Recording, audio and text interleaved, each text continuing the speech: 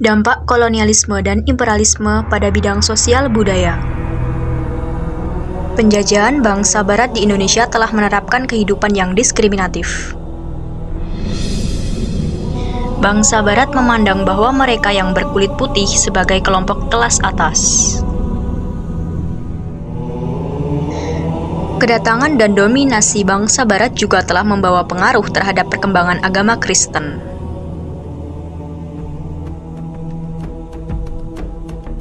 Sedangkan kaum pribumi dipandang sebagai masyarakat yang paling rendah.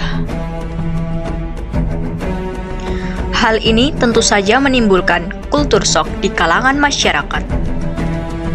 Dari beberapa uraian tersebut dapat disimpulkan bahwa dalam bidang sosial budaya, masyarakat Indonesia terhadap masa kolonialisme dan imperialisme mengalami perubahan.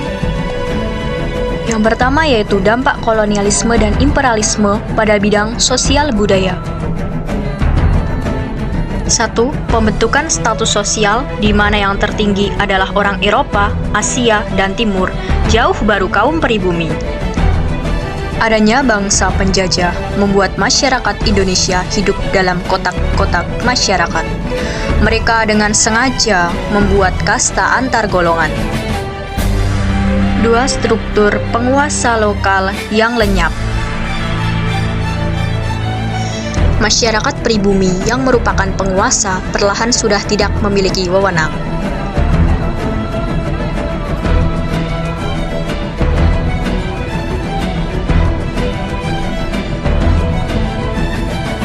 Karena adanya bangsa koloni yang lebih berkuasa saat itu.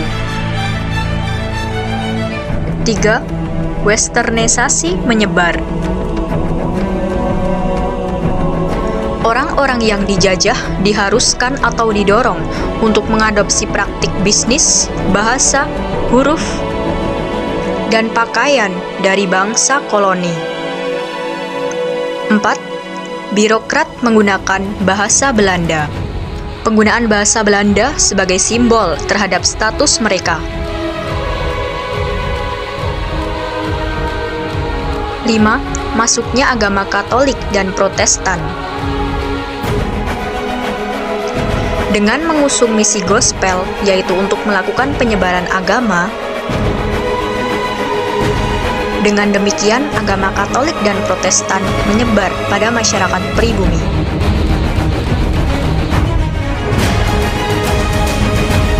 Pendidikan kolonial bagi bangsa Indonesia pada dasarnya tidak terlepas dari usaha pelaksanaan politik etis. Pendidikan ini mulai dirintis oleh Fransen van der Putte pada pertengahan abad ke-19. Pendirian sekolah-sekolah pemerintah menganut sistem pendidikan barat. Sekolah ini hanya bisa dimasuki oleh kalangan bangsawan saja. Beberapa contohnya sebagai berikut. Sekolah 1 atau Ongko Siji, sekolah untuk anak-anak priayi dengan pelajaran bahasa Belanda. Sekolah 2 atau Ongko Loro, sekolah untuk rakyat, kebanyakan tanpa pelajaran bahasa Belanda. HIS, sekolah untuk Belanda dan juga pribumi. Mulo, sekolah untuk golongan priayi atau bangsawan. AMS, setara SMA, bertujuan untuk menyiapkan murid ke perguruan tinggi. Meskipun tidak semua rakyat Indonesia dapat merasakan sekolah, tetapi keberadaan sekolah telah menumbuhkan kesadaran akan pentingnya pendidikan.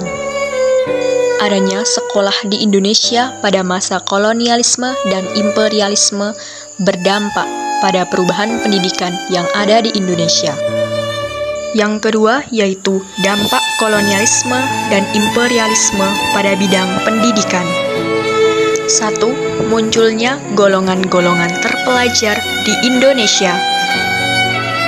Dilaksanakannya politik etis memberikan kesempatan kepada golongan tertentu untuk bisa memperoleh pendidikan.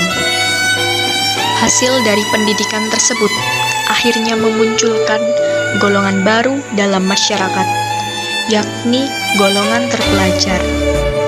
2. bangsa Indonesia bisa membaca dan menulis sehingga dapat menjadi tenaga-tenaga kerja di perusahaan Belanda.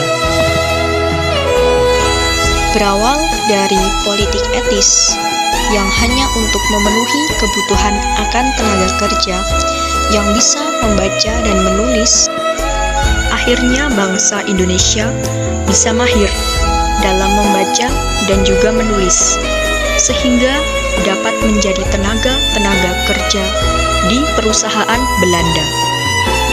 Ketiga, bangsa Indonesia menjadi tahu perkembangan yang terjadi di dunia luar. Dengan adanya pendidikan pada saat itu, akhirnya pola pikir masyarakat Indonesia perlahan mulai berubah. Berpikir secara cerdas dan juga memiliki rasa ingin tahu lebih terhadap perkembangan yang terjadi di dunia luar.